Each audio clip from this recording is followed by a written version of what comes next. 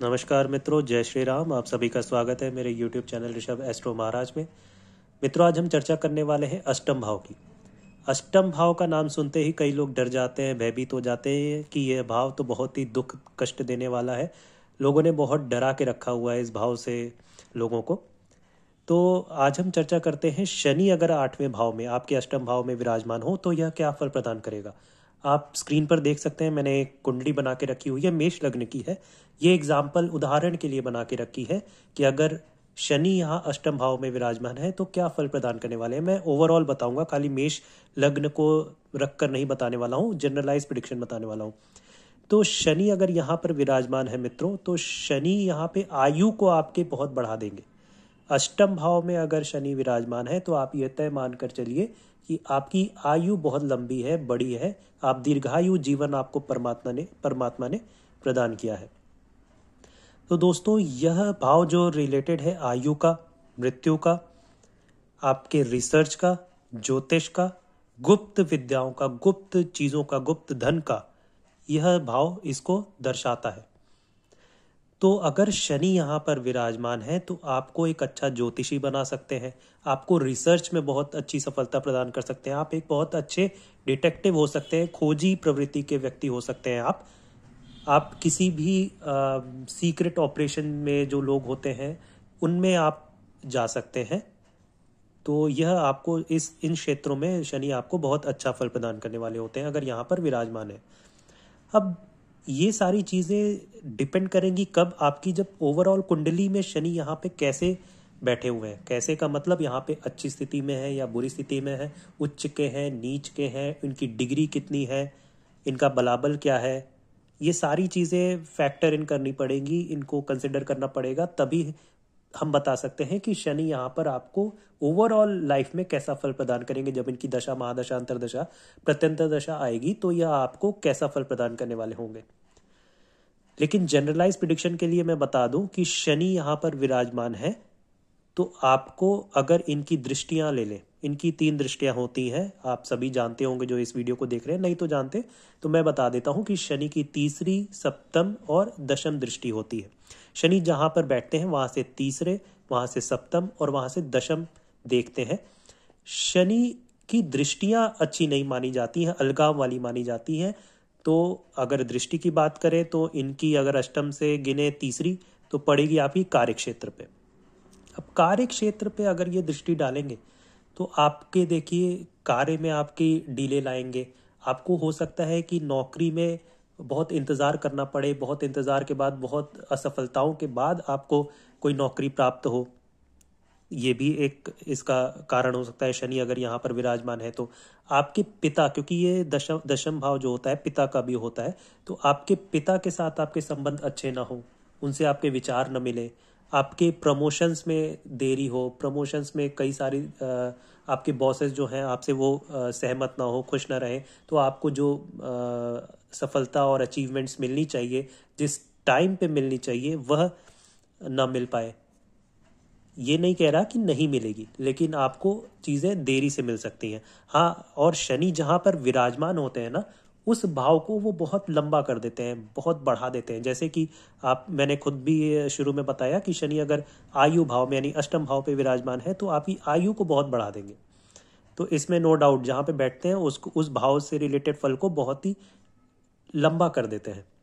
तो अगर हम बात करें शनि की सप्तम दृष्टि की, शनि की सप्तम दृष्टि पड़ रही है मित्रों आपके धन भाव यानी दूसरे भाव, धन भाव, आपके परिवार भाव, आपके वाणी पे।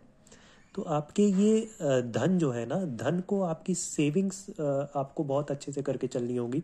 क्योंकि अगर आप सेविंग्स नहीं करेंगे तो आपके धन आएगा और उससे तेज गति से चला भी जाएगा अगर आप इसको सही से ध्यान नहीं रखें तो। आपकी वाणी कठोर हो सकती है, लोगों को चुभ सकती है, आप कड़वा बोल सकते हैं, लोगों को दुख पहुंचा सकते हैं अपनी वाणी से। तो इन चीज़ों का भी आप ध्यान रखें। अगर हम बात कर ले मित्रों इनकी दशम दृष्टि की, दशम दृष्टि पड़ रही है आपके विद्या भाव यानी पंचम भाव, संतान का भाव भी होता है, या लव रोमांस का भी होता है। तो अगर यहाँ पे दृष्टि पड़ रही है शनि की तो यह आपके विद्या में रुकावट ला सकते हैं, आपको गैप आ सकता है। आपकी जो पढ़ाई होती है, जैसे आप पढ़ रहे हैं तो इसमें गैप आ सकता है, 1 साल 2 साल, कोई भी आप मैं ये नहीं कह रहा कि इतने ही होगा, लेकिन आपको कुछ ना कुछ इसमें रुकावट, गैप, इसमें ब्रेक जो कहते हैं वो ज़रूर आएगी।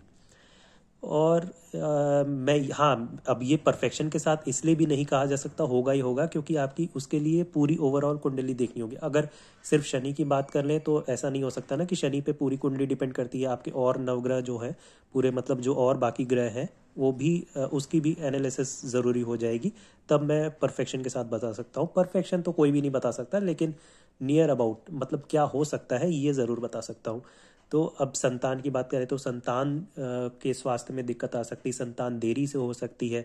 अगर अष्टम भाव में आपके शनि विराजमान है तो संतान होने में दिक्कत, संतान हुई तो उससे उसके स्वास्थ्य में दिक्कत, उसके विचार और आपके विचारों में दिक्कत, दिक्कत का मतलब डिफरेंसेस, तो ये सारी चीज़ें हो जाती हैं। हाँ, आपकी संतान विद्वान ज़रूर होगी, अपने लाइफ में बहुत अच्छे अचीवमेंट्स वो अचीव करेगी, जो भी टारगेट्स हैं, जो भी उसका मनोभाव होगा, बहुत ही अच्छे से वो सफलतापूर्वक उसको पूरा कर पाएगा या कर पाएगी, जो भी आपकी संतान हो।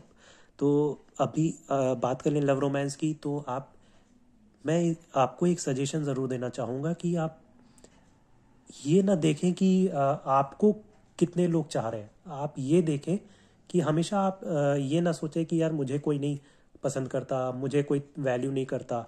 आप इन सब चीज़ों में पड़े रहेंगे तो आपको पता ही नहीं रहेगा कि कितने लोग आपको पसंद करते हैं, कितने लोग आपसे जुड़ना चाहते हैं। तो ये चीज़ों को आप अपने ख्यालों को अपने दिमाग से निकालेंगे, लोगों से जुड़ेंगे, अप्रोच करेंगे, तभी आपके रिलेशनशिप्स और जितनी चीज़ें आप चाहते हैं लाइफ में स्मूथली चलें, वो चल पाएंगी।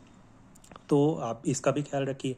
अगर इस चक्र को देखें, मेष लग्न की ही बात कर लें, तो मेष लग्न में अगर देखें तो शनि यहाँ पे कौन सी राशि में विराजमान है अष्टम भाव पे दोस्तों? आप देख लीजिए, वृश्चिक राशि, मतलब 8वीं राशि यानी वृश्चिक राशि। अब वृश्चिक राशि में विराजमान है और किन भावों के स्वामी होंगे दोस्तों? देखिए, दशमेश हुए और एकादश भाव के स्वामी, यानी यहाँ पे 10वीं राशि यानी मकर राशि आपके 10वें भाव, मेष लग्न वालों के 10वें भाव के स्वामी, और एकादश भाव यानी कुंभ राशि जो एकादश भाव में पड़ रही है मेष लग्न वालों के, उनके स्वामी होकर अष्टम में विराजमान है। अब ये कहीं से भी आपके कार्यक्षेत्र, आपके पिता के स्वास्थ्य, आपके लाभ के लिए अच्छी चीज़ नहीं मानी जाएगी। हर समय आपको अड़चने, रुकावटें ये लाते रहेंगे, आप कहेंगे, किस्मत को दोष देते रहेंगे कि यार मेरी किस्मत कभी मुझे साथ नहीं देती, तो ये चीज़ें आपकी लगी रहेंगी। आपको प्रमोशंस हुए या कोई भी आपके, जैसे मैंने पहले भी कहा, कार्य क्षेत्र में रुक रुक के चीज़ें, रुकावटों के साथ चीज़ें आपको मिलती रहेंगी। और लाभ में अब मैं वही कहूँगा कि आपकी सेविंग्स की बात जो दूसरे भाव पे इसकी शनि की दृष्टि पड़ रही थी, अब लाभ भाव के भी स्वामी होकर वो अष्टम में बैठे हैं, तो इतना ज़रूर कहना चाहूँगा कि आप अपने खर्च को कंट्रोल करिए। खर्चों को अगर आपने कंट्रोल नहीं किया, अगर आपने गलत चीज़ों में, दारू में या किसी और चीज़ों में आपने लगा दिया, गलत चीज़ों में, जुए में लगा दिया, तो आपके सारा धन बर्बाद हो जाएगा, आप कहीं के नहीं रहेंगे। तो दोस्तों, ये थी छोटी सी वीडियो शनि के अष्टम भाव में। देखते रहिए मेरे चैनल को और सब्सक्राइब करिए ऋषभ एस्ट्रो महाराज को। जय श्री राम, धन्यवाद।